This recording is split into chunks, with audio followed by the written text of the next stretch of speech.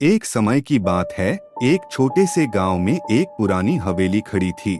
हवेली की दीवारें दरारों से भरी थीं और उसके चारों ओर अंधेरा छाया रहता था। गांव के लोग हवेली के पास जाने से डरते थे।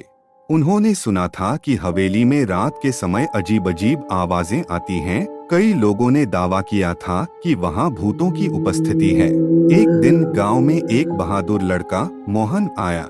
उसने हवेली के बारे में सुना और वह तय कर लिया कि वह हवेली में रात बिताकर देखेगा कि वास्तव में क्या हो रहा है। मोहन का साहस देखकर गांव वाले चिंतित हो गए, लेकिन उन्होंने उसे रोकने की कोशिश नहीं की। रात को मोहन हवेली में गया। हवेली का दरवाजा खड़खड़ाते हुए खुला और मोहन ने अंधेरे में अंदर कदम रखा।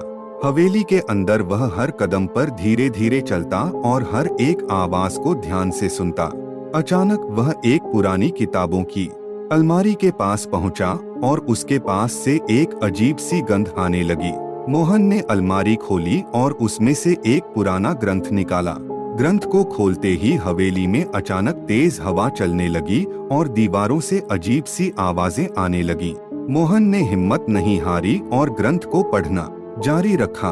उसे पता चला कि हवेली में एक पुराना जादूगर रहता था, जिसने आत्मा को बुलाने का प्रयास किया था, लेकिन उसकी आत्मा फंस गई थी और हवेली में ही रह गई थी। मोहन ने ग्रंथ के निर्देशों के अनुसार जादूगर की आत्मा को शांति देने के लिए एक विशेष अनुष्ठान किया। जैसे ही अनुष्ठान पूरा हुआ, हवेली के अंधेरे और खौफनाक माहौल में बदलाव आया। हवा थम गई, दीवारों से आवाजें आनी बंद हो गईं और हवेली में शांति छा गई। मोहन ने हवेली की समस्या हल कर दी और गांव वालों को हवेली की नई स्थिति के बारे में बताया। गांव वाले बहुत खुश हुए और मोहन की बहादुरी की सराहना की। हवेली अब एक सामान्य घर की तरह हो गई और गांव वाले वहां जाना शुरू कर दिए। कहानी का मोरल: साहस और बुद्धिमत्ता से सबसे बड़ी समस्याओं को भी हल किया जा सकता है।